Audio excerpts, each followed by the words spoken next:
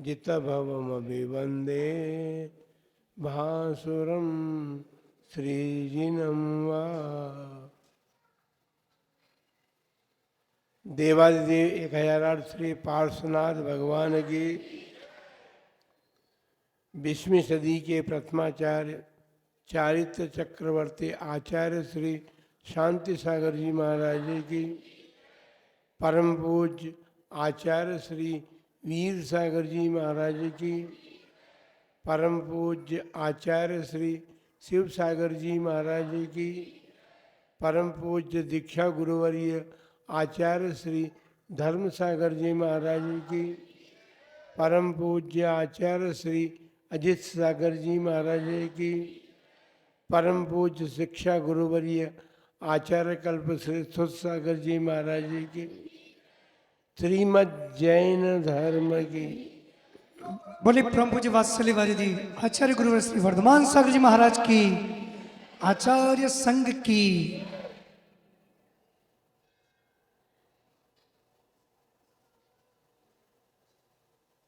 तीर्थंकर भगवान ने अपनी दिव्य देशना में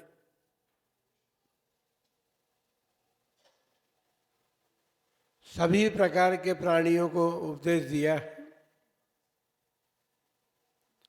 सभी प्रकार से हमारा मतलब है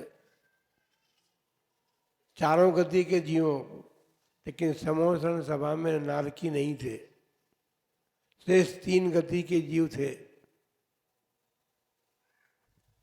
12 कोठे में से 8 कोठे तो देव ने घेर रखे थे।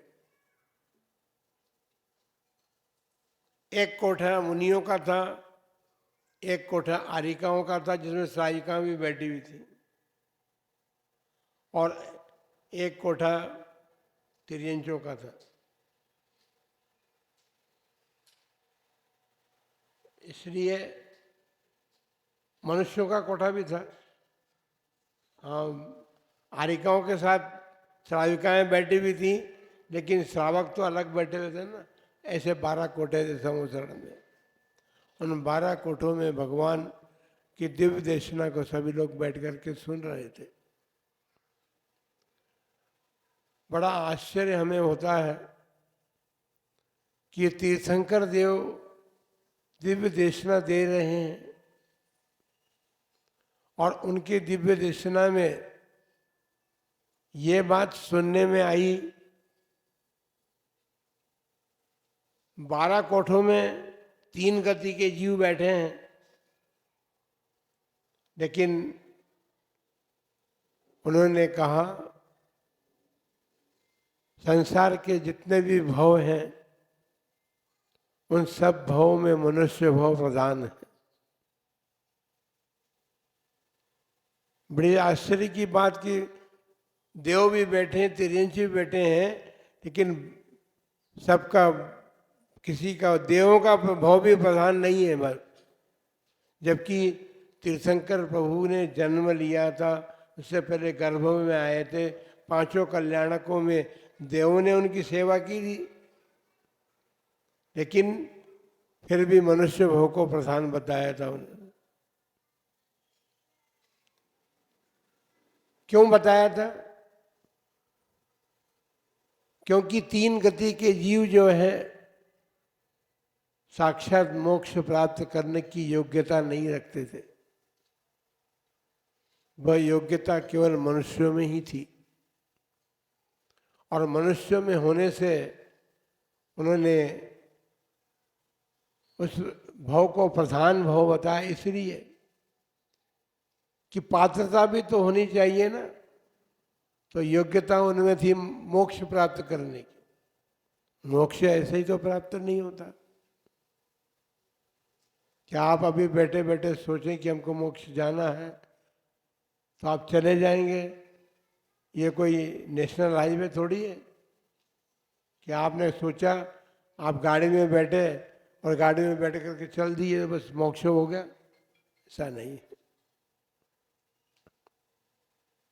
पारसोला गांव है भाई, पारसोला। कहते हैं कि 16 पहाड़ियों के बीच में बसा हुआ, इसलिए इसका नाम पारसोला पड़ा। हम कहते हैं पार सोला।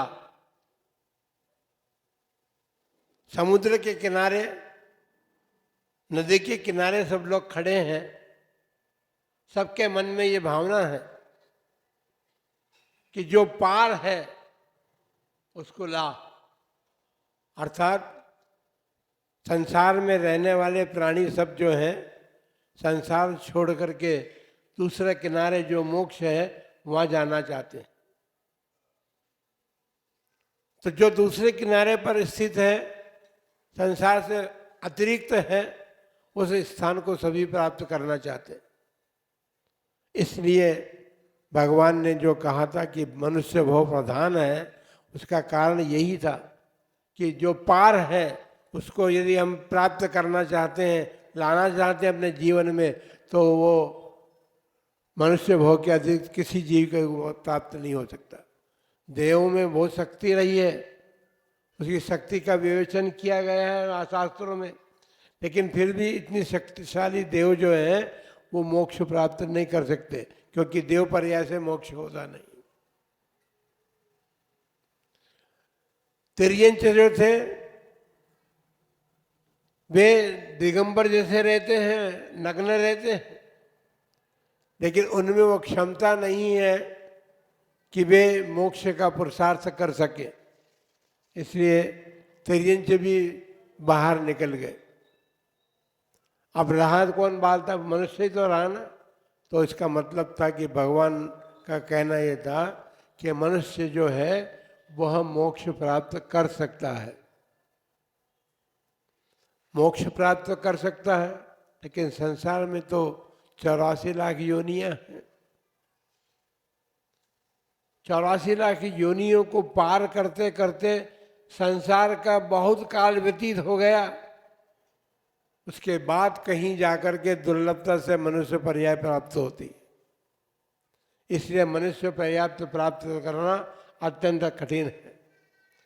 एक इंद्रिय पर्याय स्थावर की पर्याय है। पृथ्वी जल अग्नि वायु वनस्पति ये एक इंद्रिय जीव है।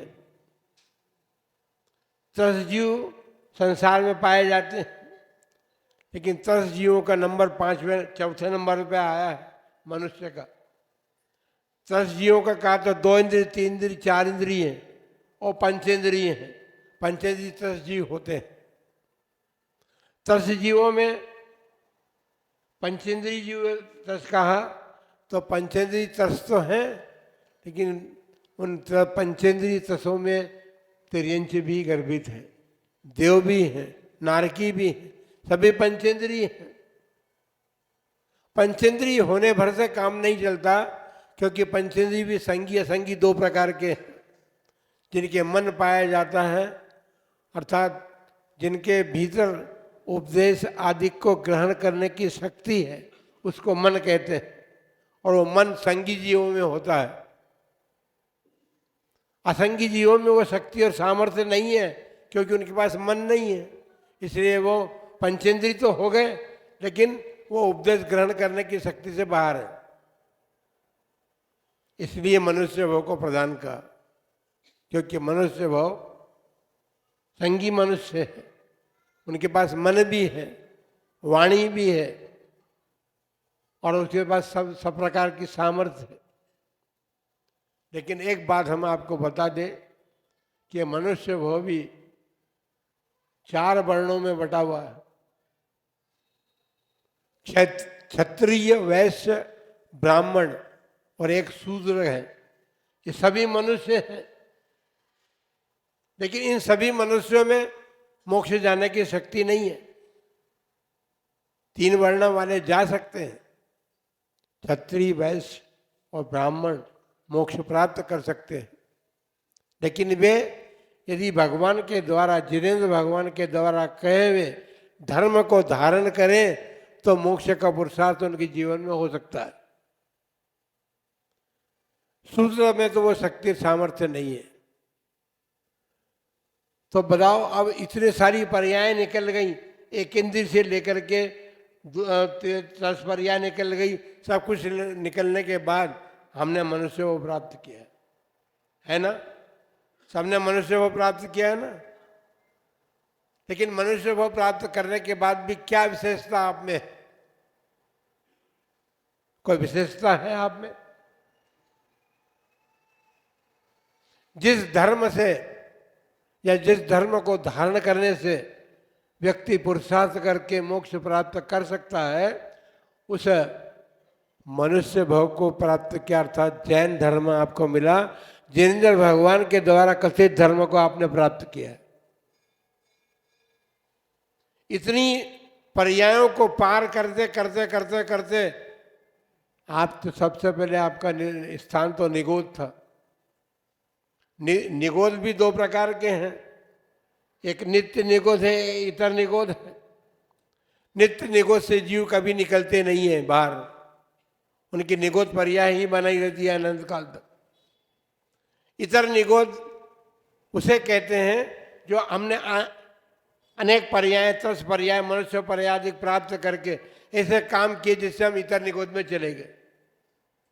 तो इतर निगोद के जीव निकलते हैं, 6 महीना 8 समय 608 जीव वहां से निकलते हैं, और यहां से 6 महीना 8 समय में 608 जीव मोक्ष जाते हैं।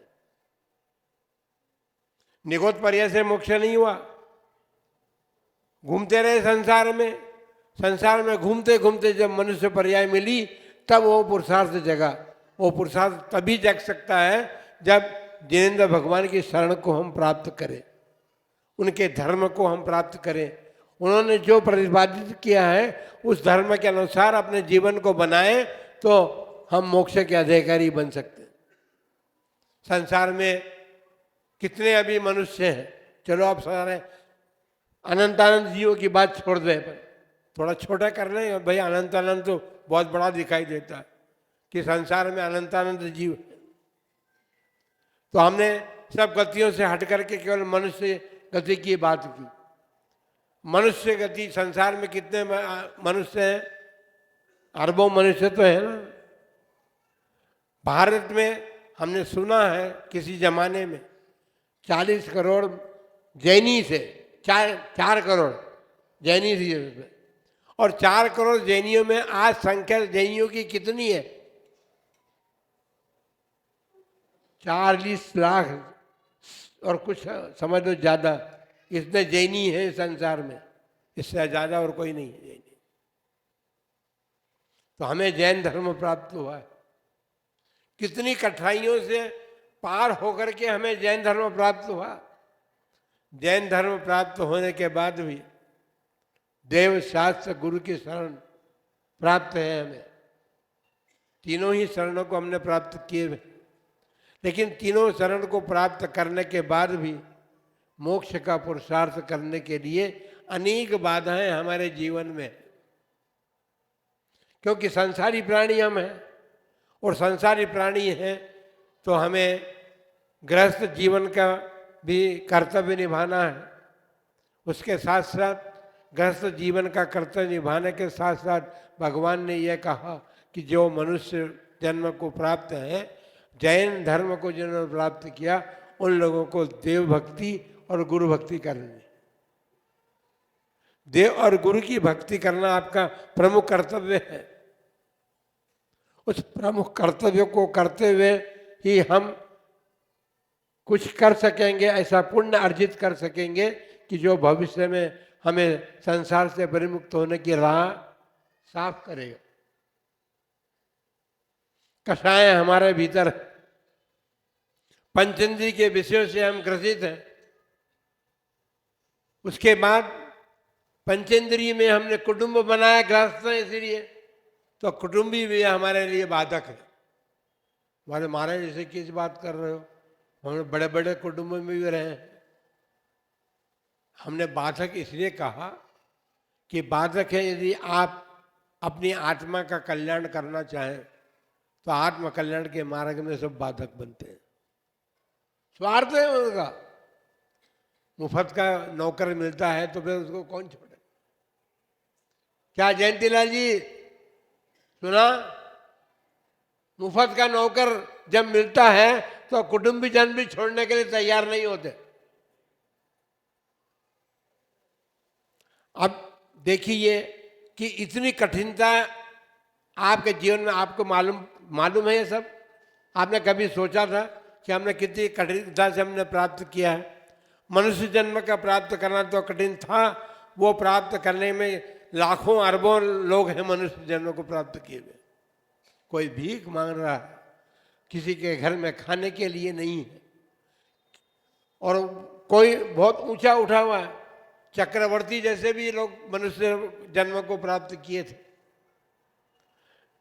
63 लाख का पुरुष भी तीर्थंकर आदि सब उसमें आते हैं, वो सब मनुष्य थे।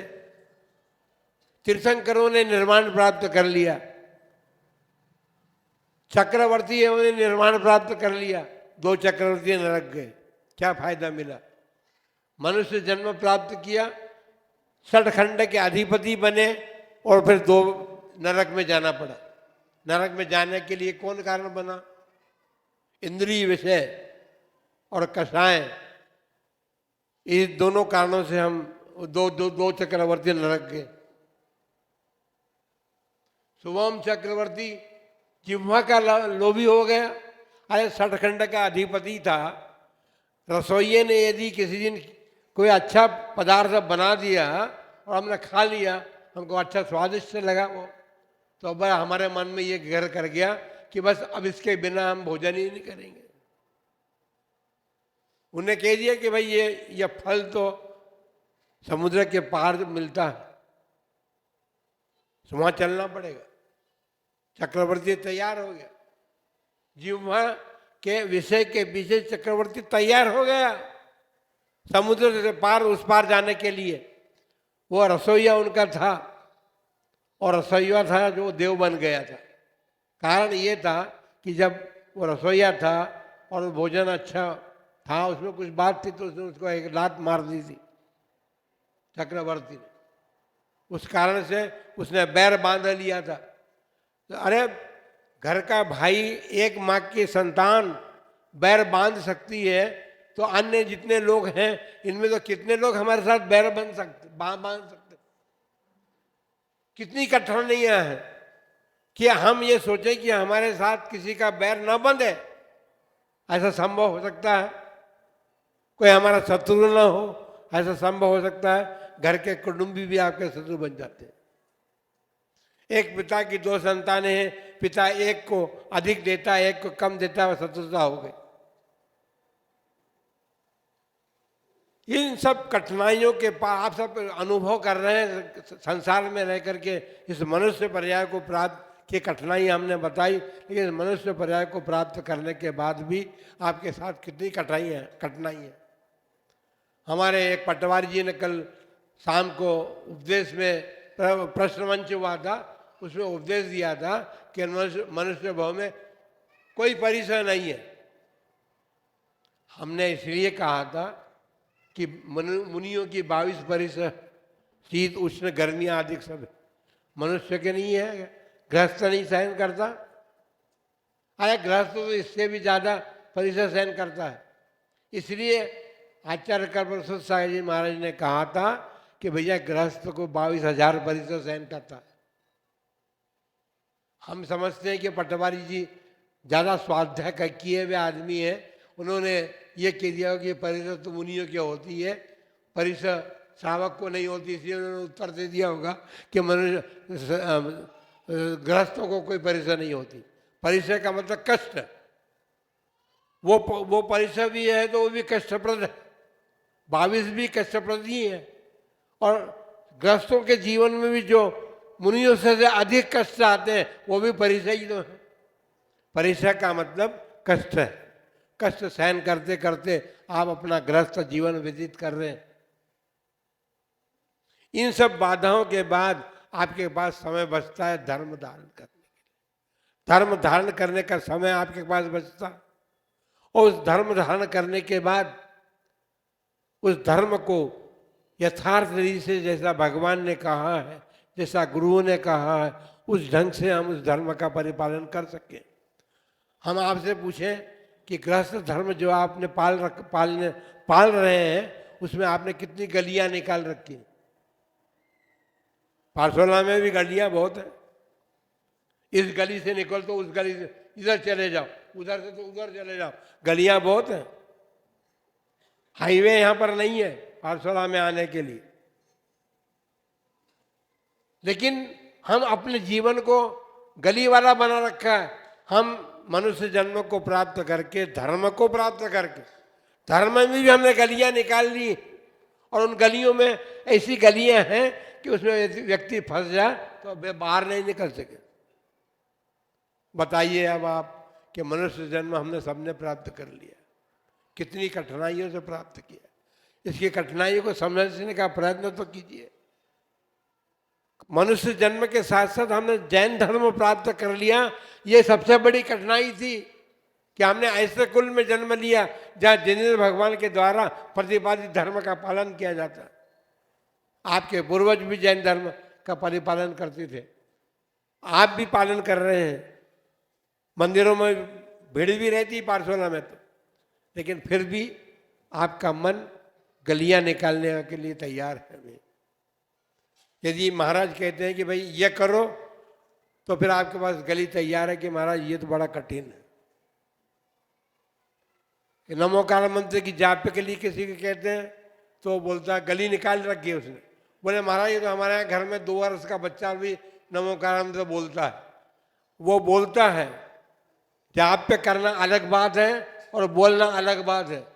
बोलने के लिए तो कोई भी बोल सकता है, 2 वर्ष का बच्चा भी बोल सकता है, आपने तो सिखा दिया तो वो भी बोल सकता है, लेकिन जाप पे करना कठिन है। जाप पे नमोकार मंत्र महामंत्र है, और महामंत्र, उस महामंत्र से 84 लाख मंत्रों की रचना हुई है। उसके बीजाक्षरों से 84 लाख मंत्र बने। ऐसे महामंत्र के प्रति जैसे मनुष्य भाव है, ऐसा ही हमने महामंत्र भी कठिनता से प्राप्त किया। हमने उस कुल में जन्म लिया जहां नमोकार मंत्र पंच परमेश्वरी की जाप पे की जाती है। जाप पे कैसी करनी चाहिए? मोबाइल साथ में रख करके। महाराज के आप पारसोला वाले कहेंगे कि महाराज मोबाइल के पीछे पड़े हुए। बिल्कुल ठीक, मैं पीछे इसलिए पड़ा हुआ हूं कि मोबाइल ने आपको मोबाइल कर रखा है। जब आप जाप पे करने के लिए बैठे हैं और तो मोबाइल आपके जेब में है या आपके गोद में रख रखा है, तो घंटी बजेगी, तो घंटी बजते ही आपके जाप पे से मन हट जाए। आपका मन कहेगा कि आप जल्दी से जल्दी किसका मालूम ना किसका वो आया है, तो उसको बात सुनने का मन करेगा। आपने जाप पे रखी ही नहीं, जाप पे खत्म हो गई आपकी। जाप पे के लिए मन की एकाग्रता चाहिए, और यदि हमारा मन एकाग्र जहां नहीं हो पाता, उस भीड़ भाड़ से एकांत स्थान में बैठ करके जाप करना चाहिए। लेकिन एक शर्त और, मन में हमने जो भीड़ इकट्ठी कर रखी है, अपने भीतर जो इकट्ठी कर रखी है, उस सब भीड़ से भी अलग होकर के हम जाप पे करेंगे तो हमें नमोकार मंत्र की जाप पे फल देगी। आप एकांत में भी बैठ जाओ भीड़ से हट करके, लेकिन मन की जो भीड़ है वो तो आपको बार बार उत्सुकता कर रही है, तो वो मन की भीड़ को पहले हटाना जरूरी है। तो ये अनेकों बाधाएं हमने आपके सामने रखी हैं कि इन सब बाधाओं के साथ मनुष्य जन्म प्राप्त करने की बाधाएं भी हमने पार कर ली। मनुष्य जन्म प्राप्त करके हमने धर्म के प्राप्त करने में जो बाधाएं थी उनको भी पार कर लिया, लेकिन उसके बाद भी अब ये बहुत सारी बाधाएं हैं। इसलिए मनुष्य जन्म आप सबने प्राप्त किया है। मनुष्य जन्म प्राप्त करने के लिए, इसको सार्थक करने के लिए जो हमारे धर्म ने, हमारे देव भगवान ने और हमारे गुरुजन जो कहते हैं, उसको समझने का प्रयत्न कीजिए। थोड़ा बहुत तो विचार करिए, थोड़ा 2 मिनट 5 मिनट के लिए विचार कीजिए कि भैया हमने मनुष्य जन्म कैसे प्राप्त किया। इस मनुष्य जन्म को प्राप्त करने के लिए दीक्षा सबसे बड़ा सरल उपाय है। पाठशाला वासियों का अनेक सौभाग्य प्राप्त किए हैं। इस वर्ष भी उनको चातुर्मास मिल गया है, और हमने कहा था कि चातुर्मास में अनेक पर्व आते हैं। चातुर्मास एक बहुत बड़ा पर्व है, उस पर्व में अनेक पर्व आते हैं। अभी मोक्ष सप्तमी आ रही है, भगवान पार्श्वनाथ का मोक्ष कल्याणक आ रहा है। मोक्ष कल्याणक मनाने की तैयारियां आप कर रहे हैं। परसों का दिन है वो, जिस दिन आप मोक्ष कल्याणक मनाएंगे। शाम को 2 दिन से घोषणा हो रही है कि लड्डू प्रतियोगिता रखी गई है कि कौन श्रेष्ठ लड्डू बना के लाता। तो प्रतियोगिता के नाम पर तो हम तैयार हो जाएंगे कि इनाम मिलेगा, लेकिन यदि हम सामान्य से कहते हैं कि भाई मोक्ष कल्याणक है, सबको लड्डू बना के लाना, तो अपने आप भीड़ कम हो जाती है लड्डू बनाने वालों की। क्योंकि पारितोषिक तो दिया, हमने घोषणा नहीं की, हम तो कहते लड्डू बना के लाना। तो लड्डू बना के लाना तो महाराज हमारे अध्यक्ष महोदय हैं, हमारे समाज के जो कार्य पंचायत के लोग हैं, वो सब व्यवस्था कर देंगे, हम यही लड्डू ले लेंगे एक और चढ़ा देंगे।